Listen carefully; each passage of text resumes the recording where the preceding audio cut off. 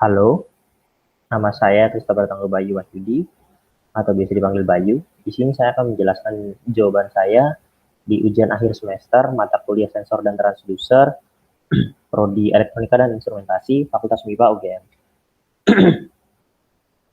Pertama, saya akan menjelaskan tentang soal tugas kelompok dan pembuatan sensor.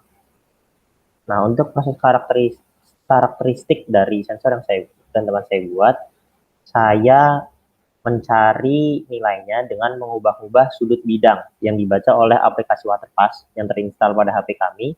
Lalu kita membaca nilai center of mass dari hasil pembacaan sensor.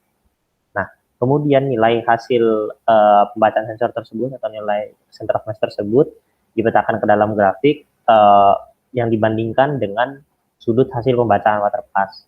Nah, setelah itu kami membuat persamaan karakteristiknya dengan fitur yang disediakan oleh Excel. Kemudian persamaan karakteristik itu kami masukkan ke dalam program Arduino agar sistem bisa membaca sudut ketika bisa menghasilkan sudut ketika membaca nilai center of mass. Nah, untuk proses kalibrasinya, yang pertama kalibrasinya itu terdiri dari 2 tahap, yaitu yang tahap pertama itu dilakukan untuk mencari calibration factor. Karena di sistem sensor kami itu diberikan anak timbangan sebesar 500 gram, jadi kami harus menentukan nilai calibration factor agar sensor tersebut membaca nilai beban 500 gram. Yang kedua, dilakukan penambahan beban anak timbangan sebesar 1 kg, jadi total berat ada 1,5 kg. Tujuannya adalah untuk membuat si lempeng besi sensor itu flexing atau membengkok. Jadi nantinya untuk di setiap pengukuran sensor memiliki titik nol yang sama atau nilai awal yang sama. Nah, lalu untuk cara mengetahui akurasinya, kami menggunakan aplikasi Waterpass yang terinstal di handphone dan terpasang juga di bidang yang diubah-ubah sudutnya. Kemudian kita membandingkan nilai sudut dari Waterpass itu dengan sudut pembacaan sensor. Lalu untuk persamaan karakteristiknya, di sini saya menampilkan tabel dan sebuah grafik di mana tabel tersebut terdiri dari 6 data. Kenapa kami hanya menggunakan 6 data dengan sudut 0 sampai 25 derajat? Yang pertama, kenapa 0 sampai 25 derajat? Karena sensor kami hanya bisa membaca nilai 0 sampai 20 derajat. Di atas 25 derajat, nilai pembacaan COM sudah tidak masuk akal menurut kami karena nilainya itu malah semakin membesar. Jadi akan menimbulkan grafik yang terbalik. Lalu kenapa kami membacanya per 5 derajat? Karena kami sudah mencoba di setiap sudutnya dan sensor yang kami buat ini ternyata nilainya akan sangat fluktuatif jika kami membacanya per 1 derajat atau per 3 derajat. Nah, jadi kami mencoba di per 5 derajat dan di per 5 derajat ini nilainya sedikit stabil. Sebagai contoh, ketika nilainya di 5 derajat, dia kisarannya ada di 4,89 atau 5,6, 5,7 atau bahkan 6 tapi 6,03 atau 6,1 seperti itu. Nah, kemudian nilai dari tabel ini kemudian saya masukkan ke dalam sebuah grafik dan saya cari persamaan dari grafik ini dan saya menemukan dengan menggunakan polinomial saya menemukan persamaan order 3 ini karena memiliki nilai R kuadrat yang lebih baik. Nah, kalau dari blok diagramnya, jadi pertama sistem kami akan melakukan yang namanya calibration factor. Yang tujuannya tadi sudah dijelaskan bahwa agar nilai pembacaannya itu sesuai dengan kenyataannya. Lalu dilakukan kalibrasi dengan anak timbangan lain, yaitu 1 kg, dengan tujuan agar lempeng besi itu mengalami flexing sehingga nilai awal di setiap pengukuran itu sama. Nah, kemudian sensor membaca nilai berat. Ya, nilai beratnya ini akan berubah-ubah sesuai dengan kemiringan bidangnya. Lalu dilakukan perhitungan center of mass dengan rumus tertentu. Kemudian center of mass tersebut diubah ke dalam derajat menggunakan persamaan karakteristik sistem yang tadi sudah disebutkan yang di sini. Nah, kemudian barulah sistem kami bisa menampilkan sudut yang sedang dideteksi. Nah, kelebihan dan kekurangan dari sistem kami adalah sistem kami bisa langsung diimplementasikan ke kaki robot untuk membaca sudut sebuah bidang. Atau sensor ini juga bisa dipakai untuk memfusion dengan sensor IMU pada telapak kaki robot. Nah, karena sensor kami masih banyak kekurangannya, jadi di sini sepertinya lebih banyak kekurangannya bahwa kekurangan sensor kami itu akurasinya masih kurang sekali karena nilainya masih sangat fluktuatif dan pergeseran derajatnya bisa sampai 2 derajat jika nilai titik awalnya tidak sama seperti sebelumnya. Nah, lalu sudut dari sensornya itu juga susah dibaca karena nilai set point-nya atau nilai awalnya itu berbeda-beda. Nah, kemudian yang ketiga adalah uh, uh, slot cell yang digunakan itu nilai untuk memunculkan nilainya itu sangat lama karena mungkin karena pengaruh lamanya flexing dari lempengan sensor sehingga dia masih fluktuatif hingga akhirnya stabil nilai outputnya.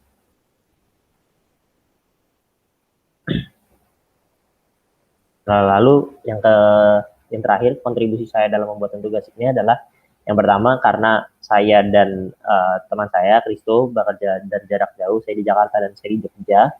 Jadi Cito yang membuat sistem perangkat kerasnya, dan lalu saya membantu Cito dalam proses mengolah data dan karakterisasi data.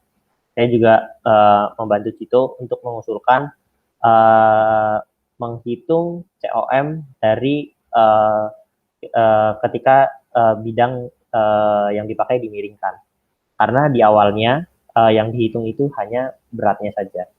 Lalu saya pikir akan lebih masuk akal jika dihitung center of mass-nya.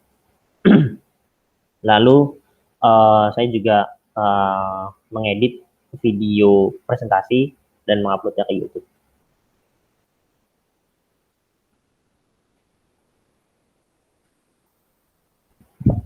Yang kedua, saya akan membahas soal tentang pengondisi sinyal ADC sensor induktif.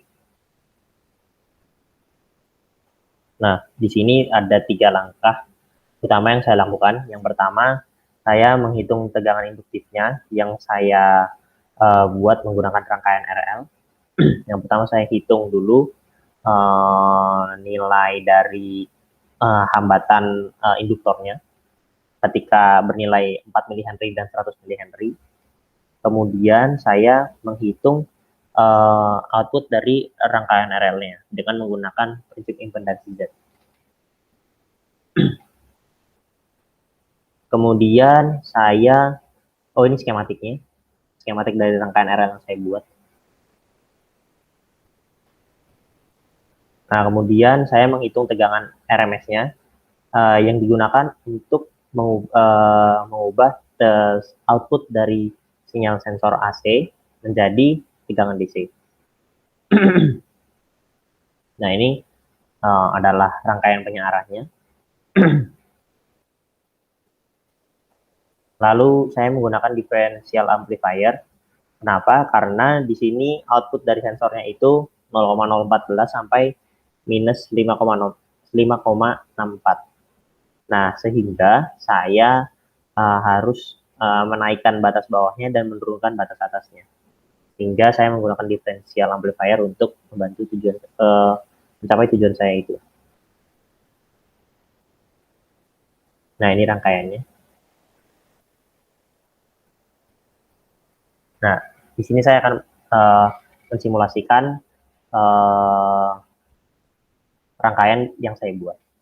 Di video ini saya akan menjelaskan bagaimana cara saya mensimulasi rangkaian untuk membaca sebuah sensor induktif dengan tegangan output DC 1-5 volt.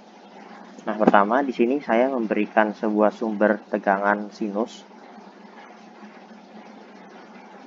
dengan amplitude 10 dan frekuensi 50 Hz. Nah, lalu di sini saya memberikan sebuah rangkaian RL yang terdiri dari sebuah resistor dan induktor, di mana resistornya itu saya beri nilai 10 ohm dan di sini induktornya bernilai 4 sampai 100 mH. Nah, nilai itu merupakan nilai dari keluaran dari si sensor induktifnya itu sendiri. Nah, kenapa di sini saya memilih memakai 10 ohm karena saya sudah mencoba-coba bahwa nanti ketika saya memakai yang lebih besar sekitar 100 ohm seperti itu, di sini nanti pembacaan nilainya akan menjadi sangat kecil. Nanti akan saya jelaskan selanjutnya. Nah, lalu bisa kita coba sendiri bahwa berdasarkan perhitungan yang sudah saya lakukan, bahwa ketika membaca 4 mH, sensor induktifnya dia akan mengoutputkan tegangan di sekitar 0,2 volt dan ini nilainya sesuai dengan perhitungan rangkaian RL bahwa hampir sama prinsipnya dengan membagi tegangan tetapi menggunakan prinsip impedansi Z. Nah, lalu ketika 100 mH juga output tegangannya di sini sesuai di angka 4 volt. Tetapi perhitungan yang saya lakukan ternyata membuahkan hasil di angka 4,766. Lalu output dari rangkaian RL ini digunakan untuk mencari tegangan dari rangkaian induktif ini sendiri. Nah, kemudian tegangan ini yang berbentuk sinyal AC kemudian dimasukkan ke dalam sebuah dioda penyearah di sini agar berubah menjadi tegangan DC.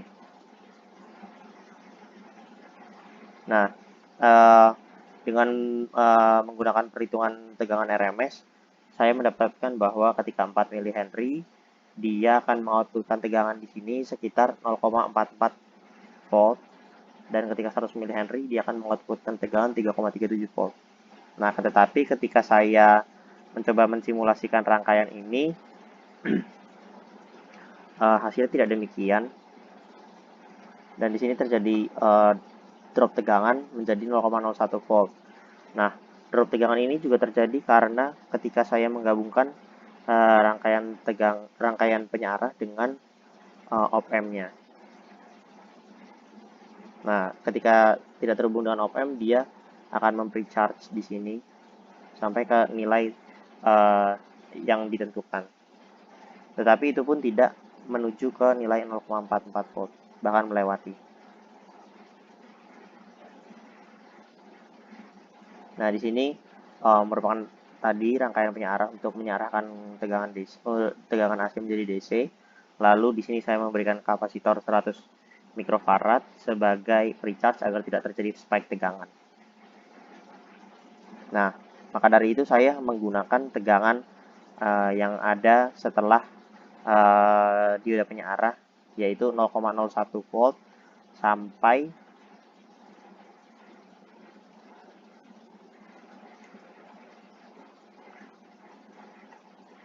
5,43 volt. Nah, kemudian saya membuat rangkaian differential amplifier yang bertujuan untuk memberikan output dari sensor ini 1-5 volt. Nah, kenapa saya menggunakan differential amplifier ini? Karena saya harus menaikkan batas bawahnya dari 0,01 menjadi 1 volt dan menurunkan batas atasnya dari 5,43 menjadi 5 volt. Nah, jadi pertama-tama saya coba menghitung kira-kira tegangan referensi berapa yang harus saya pakai untuk mendapatkan range tegangan 1 sampai 5 volt di output amplifier. Nah, setelah saya melakukan perhitungan, saya mendapatkan bahwa tegangan yang saya pakai itu minus 1,395 volt. Nah, di sini saya memakai sumber tegangan DC saja biar mempermudah pekerjaan. Lalu di sini saya set bahwa resistor yang dipakai itu 100 ohm agar di sini tidak terjadi drop tegangan karena arus yang sangat kecil. Lalu setelah dilakukan perhitungan didapatkan bahwa resistor 3 dan 4-nya itu adalah di angka 71,1 volt, 71,1 ohm. Nah, tetapi karena resistor 71,1 ohm tidak ada di pasaran, maka saya menggantinya dengan resistor 75 yang paling mendekati. Nah, di sini bisa kita lihat bahwa ketika di 4 mH dia akan bernilai tegangan outputnya akan bernilai 1 volt, dan ketika 100 mH dia akan bernilai 5 volt, 5,12. Lalu ketika kita coba juga di 50 mH misalnya, dia masih ada di dalam rentang 1 sampai 5 volt, yaitu di angka 4,48 volt. Atau kita coba lagi di angka yang agak sulit, 21 mH, dan dia juga akan masih berada di rentang tegangan itu.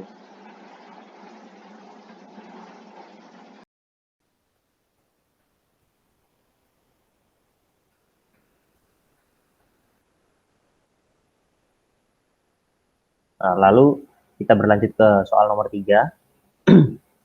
Di soal nomor 3 ini tentang termokouple. Nah, jadi ini tabel termokouple-nya. Pertama, saya melakukan perhitungan tegangan referensi 35 dari 35 ke 0. Nah, di sini saya menghitung berapa tegangan ketika sensor membaca 35 derajat. Nah, karena di sini dari 30 ke 0 derajat ini 35 ada di antara 40 dan 30, maka saya menggunakan titik atas 40 derajat dan titik bawah 30 derajat. Nah, di sini saya mendapatkan hasil bahwa ketika 35 derajat terbaca 1,798 mV. Nah, setelah itu nilai referensi ini, tegangan referensi ini saya tambahkan dengan tegangan yang saat ini dibaca, yaitu 10,993 mV. Tujuannya adalah untuk mendapatkan tegangan suhu dengan referensi 35 derajat. Nah, di sini saya mendapatkan tegangan 12,791 mV. Nah, berdasarkan tabel, tegangan 12,791 mV itu berada di antara 240 dan 230 derajat Celcius. Nah, sehingga saya memakai 240 derajat Celcius sebagai titik atas dan 230 derajat Celcius sebagai titik bawahnya. Nah, di sini saya berdasarkan perhitungan yang sudah saya lakukan, itu saya menemukan suhu 236,23 derajat Celcius. Nah, untuk membuat sistem pengukuran suhu menjadi otomatis, saya menghubungkan Arduino dengan termokouple tipe J-nya. Lalu karena di sini sudah saya temukan bahwa tegangan referensinya adalah 1,798, maka saya tinggal menambahkan ketika sensor membaca tegangan tertentu dengan analog read, maka tegangannya itu tinggal ditambahkan dengan referensi, lalu diolah dengan rumus ini, atau rumus ini. Px min TA per TB min TA sama dengan Px min VA per TB min TA. Nah, PB min VA-nya itu saya dapat dari mana? Saya bisa dapat PB min VA-nya itu dari library atau bisa saya bikin sebuah fungsi sendiri. Nah, uh, jadi ini ya, caranya seperti ini, bahwa referensinya di set di angka 1,789, lalu saya membaca masukan analog sensor, kemudian saya menambahkan nilai inputnya dengan tegangan referensi untuk mendapatkan uh, tegangan pada suhu T dengan referensi 35 derajat. Nah, lalu dengan library atau fungsi, saya bisa mendapatkan tegangan atas, tegangan bawah, dan suhu atas dan suhu bawah. Dengan mungkin misalnya dengan if else gitu. Jadi misalkannya dengan contoh ini misalnya, dengan misalkannya if, misalkannya dari tabel ya, misalkannya if tegangan di atas 12,445 dan if dan tegangan di bawah 13 milivolt, maka nanti akan terset bahwa suhunya 240, suhu atas 240, TA 240, TB 230, PA 13, TB 12,445, dan langsung dilakukan perhitungan TX di dalam fungsi. Nah, setelah perhitungan TX dilakukan di dalam fungsi, maka di sini sistem akan bisa